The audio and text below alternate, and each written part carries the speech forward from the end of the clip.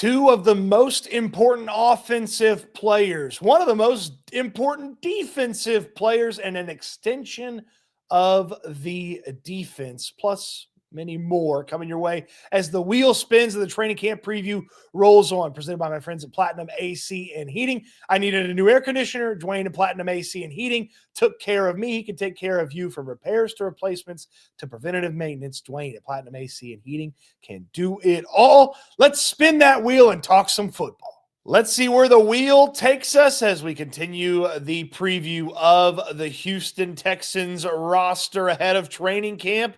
Solomon Byrd, a standout in the minicamp and OTAs. Byrd was a late-round draft pick by the Houston Texans in 2024 out of USC.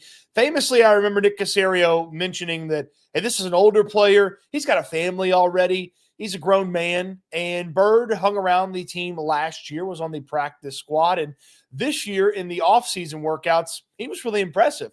He had a couple of different moments in OTAs, in minicamp, and I get it. It's not pads, and the offensive line's at a disadvantage, but Byrd just used some flat-out speed where pads wouldn't have mattered because guys didn't get hands on him to get after and get to the quarterback. I feel like I wrote down a sack for Byrd basically every time there was a preseason workout available for the media to watch. So really good off-season workout setup for him. Let's see what he can do in training camp. He's not the biggest guy, but he can use that speed. He's a little bit of an older prospect. Now, that doesn't work against him because if you can help the team, who cares how old you are? I don't care if you're 20 or 40. If you can help the team win, then they'll put you on the team. They'll put you on the roster. I don't know about Byrd because for a 53-man roster spot, because he's got a long climb to get there. I mean, think about the team type of players he'd have to beat out to have a 53-man roster. We know Will Anderson and Danielle Hunter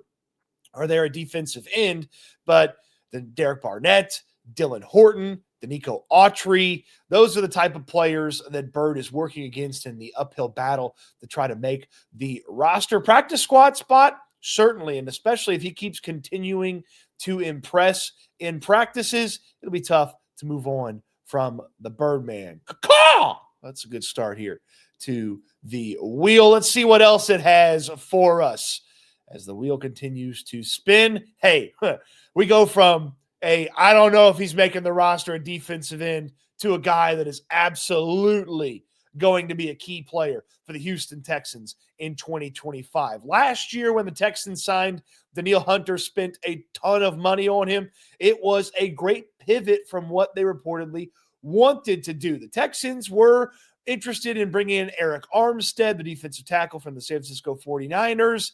That didn't work out. He went to the Jacksonville Jaguars, and then the Danielle Hunter conversation started. If you heard Nick Caserio tell the story, they always kept their eye on Hunter, seeing if they get the guy who played his high school ball in Houston back to the Houston area, and they kept an eye on Hunter, kept the conversations open. Well, when free agency rolled on, the Texans made that big investment in Danielle Hunter and got themselves a big-time pass rusher to put opposite of Will Anderson, and then Hunter was fantastic last year. Playing a new style of defense for him, he still was the pass rush excellence that you'd come to know from watching him in Minnesota. With the Vikings, doesn't affect the run game as much as a guy like Will Anderson, who helps out a ton in the run game, but Danielle Hunter is on the Houston Texans to rush the passer. He does it at a very, very high level. He's now paid at a very, very high level. And Hunter,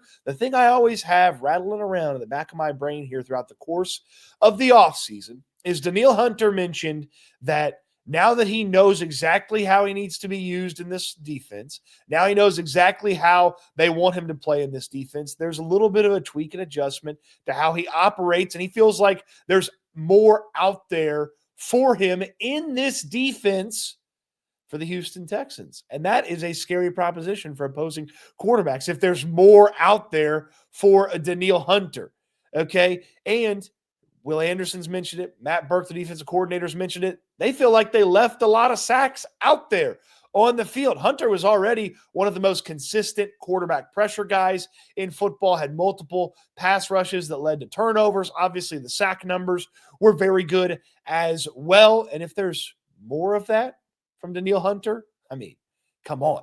Him and Will Anderson, that's going to be a nasty duo for opposing teams to deal with. And Hunter, he draws that left tackle assignment a lot of times in the way that the Texans set up this defense. And so he gets some of the more elite offensive linemen on the schedule, and he does a pretty good job with them. With the big money investment, the extension, and Danielle Hunter making all this money, you maybe want to see just a tiny bit more from Danielle Hunter, maybe a couple more sacks, keep the pass rush consistency and the quarterback pressure consistency high, maybe just a little bit more in the run game. But I would probably be close to fine if Danielle Hunter just copy and pasted what he was able to do last year, especially if the linebacker room is a little bit more healthy. Will Anderson stays healthy and takes another step forward. And oh, by the way, that secondary is nasty. It's all coming together. That Houston Texans defense that is going to be so difficult for opposing offenses to go against. Let's see what the wheel brings us here to go along with a couple of defensive ends. We're going to get a special teamer. Hey, Tommy Townsend, come on down. Not a lot to say here about Townsend. We know he's on the team. There's not any competition for Tommy Townsend on this Texans roster. He is the punter. There's only one punter on the roster. And Townsend was pretty solid last year. Now, he wasn't amazing like he had been a couple of times in Kansas City, but pretty solid is pretty good. And there's probably room for improvement. And it took him a minute to sort of get into a groove. But by the middle, back part of the season, it was TTT. Typical Tommy Townsend from the performance and what you expected out of there. He's not the best punter in the NFL, but he certainly can consistently be a top 10 punter from what his job is, which is putting the ball where it needs to go and giving his other 10 teammates on punt coverage the opportunity to go down there and make a play.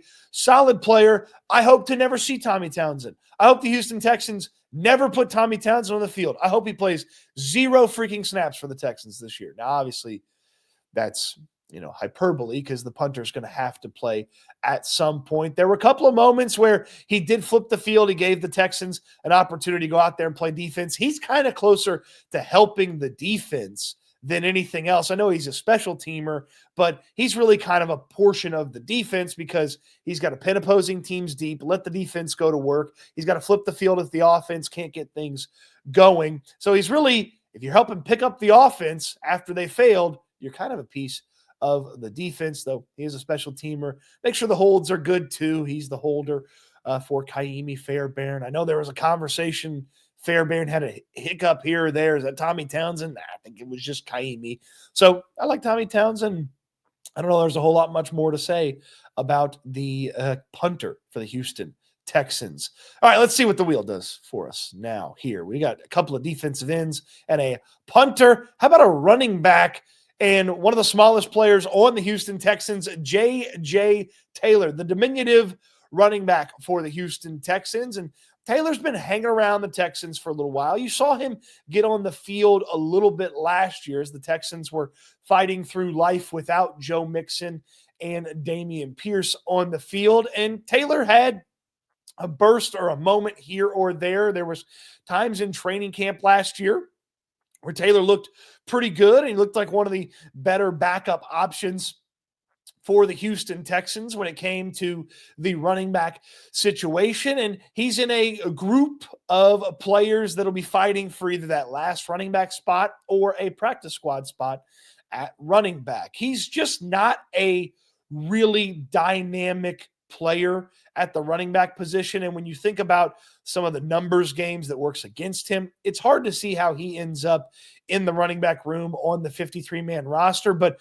certainly with a player that the organization is familiar with, they seem to like, a practice squad opportunity is there for him. But you never know with a brand new offense. Maybe this is the offense that just lets J.J. Taylor go out there and make something happen. Helping out on special teams is also something Taylor could carve himself out a role in the organization if they ever call upon him. So be interested to see in training camp if he's got some punt return or some kick return duties and how well he can how well he can execute those. Should he be, say, a practice squad running back that needs to get promoted on game day for the Houston Texans, or should he be a practice squad running back that needs to get added to the roster because injuries have caught up to the running back room? So J.J. Taylor, smaller player, smaller chance to make the roster and the team, but not out of the question that a guy with a big heart and a couple of nice moments to his time with the Texans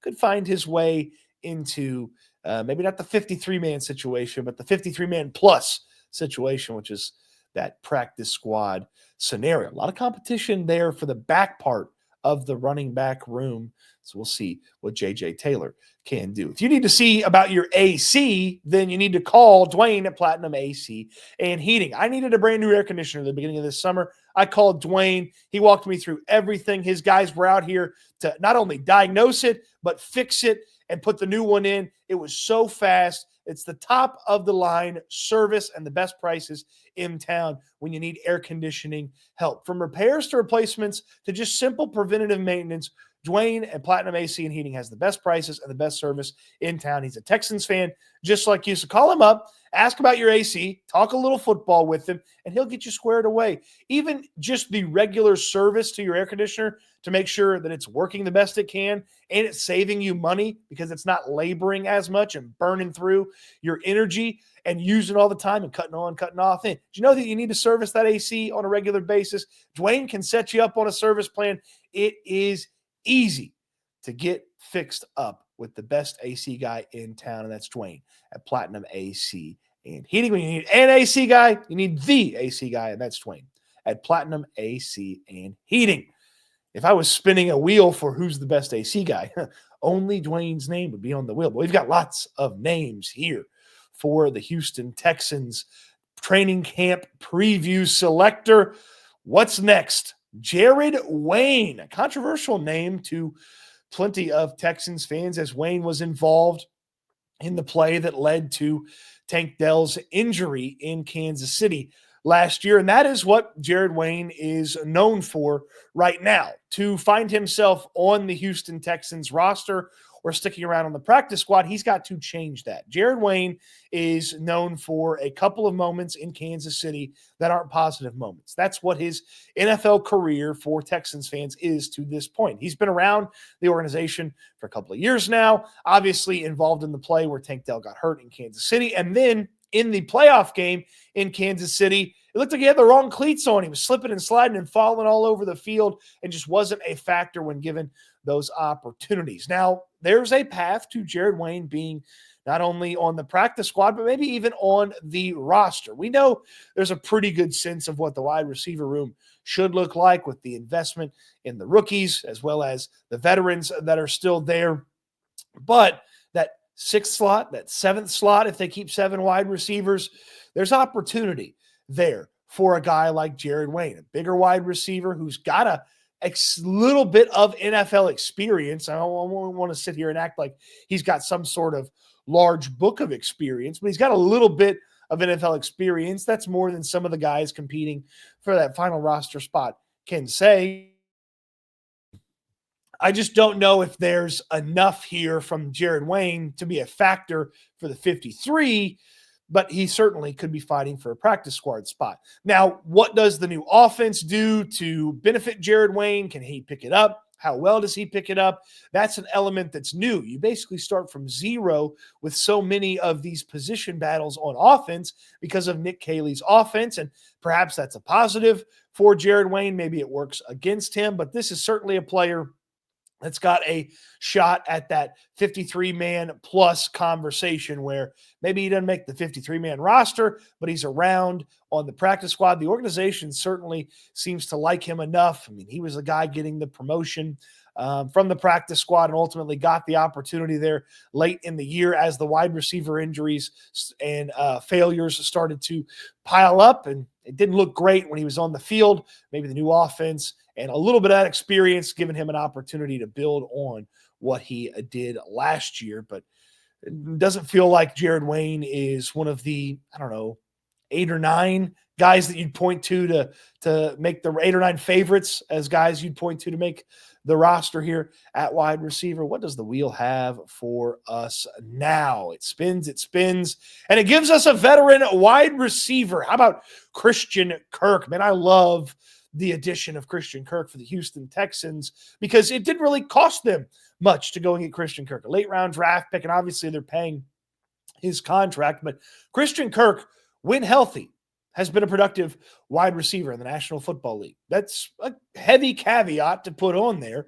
But when healthy, Christian Kirk is a player that you can rely on and produces at a pretty high level. He was in Jacksonville that first year of that contract. He was a 1,000-yard receiver, very productive for the Jaguars. And even on a per-game basis that following season, he was still a really productive player, but a couple of injuries pop up, 2 different injuries. It's not like it's a recurring knee injury. A couple of injuries zap his time there in the final 2 seasons in Jacksonville. They want to move on. The Texans benefit from that, and Christian Kirk should play that coveted and well taken care of slot wide receiver position in this Nick Caley offense. You think about where Nick Caley has coached offense, New England and Los Angeles. Hey, they have propped up the slot wide receiver a ton. And really, in the history of the Houston Texans, think about it, right? Just rack your brain right now.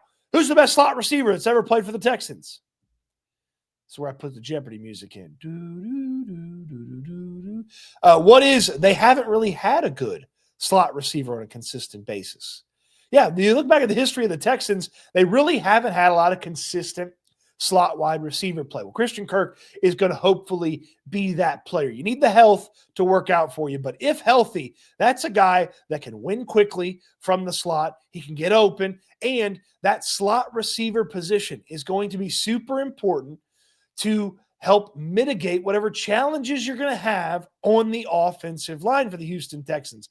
If Christian Kirk is winning quick, getting open, and C.J. Stroud can find him really quick, that helps mitigate some of the offensive line issues the Texans may have. Keep the QB safe by getting rid of the football. And another element of C.J. Stroud's game that gets a little underrated that most people don't think about that often when it comes to C.J. Stroud, he's not afraid to throw over the middle, and he actually has a lot of success throwing over the middle. Not every single quarterback can say that, and not every quarterback is willing to challenge guys over the middle, so that should benefit Christian Kirk. Obviously, the injury history is a little bit of a concern. If you can't be on the field, you can't help the Houston Texans. But if on the field, he's got speed, agility, and quickness. He can help you inside. Obviously, we've talked about that. He can also bump outside and play outside. So he creates a lot of mix and match opportunities with the Houston Texans wide receiver room. And when you think about what Christian Kirk has brought to the league up to this point, the type of player that he is, he compares favorably to what Jalen Noel, the rookie, is for the Houston Texans. And so I would just basically say, hey, Jalen Noel, you're attached at the hip to this guy over here named Christian Kirk, and you're going to learn everything that he can teach you, either by, just out and out teaching you or just picking up what he does from a observation standpoint. And with that, Christian Kirk benefits not only the Texans when he's on the field, but benefits the future of the Texans by hopefully setting a good example and giving Jalen Noel something to aspire to and maybe even shoot past. Wouldn't it be nice if I told you right now Jalen Noel was going to have a better career than Christian Kirk? That'd be pretty nice. Be pretty good. Career there for Jalen Noel, 3rd-round pick. Christian Kirk's been pretty solid. And again, when healthy, he's productive. If he's healthy for the Houston Texans, he should be productive at that slot wide receiver position. Hey, it's Channel Appreciation Week. So I appreciate everybody for the likes, the subscribes, the thumbs up on the video, sharing it with your friends. And I just appreciate everybody for watching over the course of the entire season last year, and then, of course, the offseason here leading up to 2025. Hey, fill out the Google form in the description down below to enter into the giveaways that we've got going this week. Tons of stuff from cards to Texans gear and even this great little J.J. Watt bobblehead. Somebody's going to win this little guy. It doesn't bobble as much as I probably would like it, but somebody's going to win this J.J. Watt bobblehead. I'm going to put in a thank you 99 pin from when they retired when they put JJ Watt's number in the Ring of Honor. So that's one of the prizes. There's tons of different prizes. There's going to be Houston football subscriptions and all sorts of stuff like that. So really appreciate you for watching the channel. And to show my appreciation, there's some giveaways. All the rules are in the Google form. So go fill that out. How about one more player? Spin the wheel. Let's see what we got here to wrap up this one.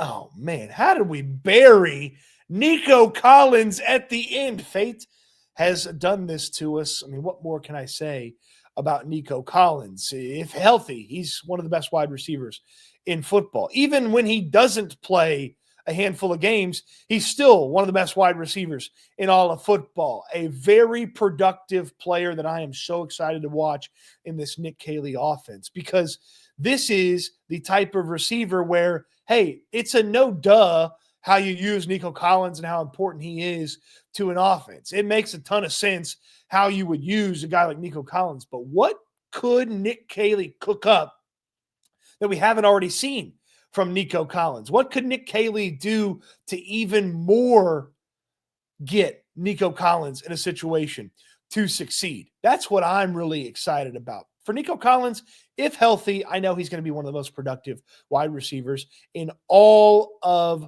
football. But what more is there? Collins is obviously very good at what he does, but are there ways that Bobby Slowick didn't use him that Nick Caley that can get even more out of Nico Collins? That's my big question for Nico Collins here in 2025. And again, if he just replicates his per game basis from last year over, say, 16 games this year, I mean, sign me up. Where do I sign? I'll sign on the dotted line for that right now, because that would be an extremely productive wide receiver. You'd love to see Nico get into double-digit touchdowns. You'd love to see him stay healthy. And if that's the case, I mean, 1,310 is not out of the question. 1,209, 1,411. Those aren't out of the question. That is the type of talent that Nico Collins possesses. He just got to be out there on the field. I love what he brings to the table after he catches the ball. He's not the most dynamic speedster in getting open, though. That's the Buffalo Bills. He can get vertical on you in a hurry with those long strides, but he wins contested catches. He's not afraid to go over the middle. Some wide receivers are a little scared to go over the middle, but not Nico Collins. He's not afraid to go over the middle. And with the ball in his hands, yak is not optional. Yak is almost guaranteed. He gets physical to get those yards after catch. That maybe catches up with him down the line. Not worried about it right now. He is a physical specimen, and if healthy, going to be one of the absolute best wide receivers in all of the land. So you don't want to miss out on any opportunity to get Nico Collins the ball, just maybe not on a screen. You know, maybe we don't throw Nico Collins any screens, okay? There's better use of getting Nico Collins the ball. There's better use of a target or a reception for Nico Collins than a screen, okay? Not to say that he can't do it. He obviously can. He can make something happen with those screen plays, but, you know, I just like Nico going out, running routes, really putting it on cornerbacks and maybe bumping him inside a couple of times. You know, Nick Caley watched some bigger guys go inside in LA. Puka Nacua, kind of a more physical guy, inside a couple of times in LA with the Rams. Maybe there's some inside stuff for Nico Collins to give the defense a look that they don't see on a consistent basis, maybe make things a little bit easier for Nico Collins as well. It's a lot of fun stuff ahead for Nico Collins in 2025. One of the most exciting and most talented parts of this Houston Texans team, Nico Collins. What do you think of this group of players? A couple of really important players like Danielle Hunter, Christian Kirk, and Nico Collins, and then some role players or potential role players for the Houston Texans. Let me know in the comment section down below. On your way down there, thumbs up on the video. Subscribe to the channel if you haven't already. Check out Platinum AC and Heating. Don't forget to fill out the Google form to enter yourself in to the giveaways, all the rules in the Google form as well. So go in there and get yourself entered into the giveaways that we will announce the winners next week. And I'll follow up with you on email if you win, and lots of fun stuff headed your way this week. The wheel will keep spinning this week as well, so you don't want to miss out on that. So subscribe to the channel to make sure you don't miss it. Appreciate you watching the video. I hope you enjoyed it, and I can't wait till we talk Texans again soon.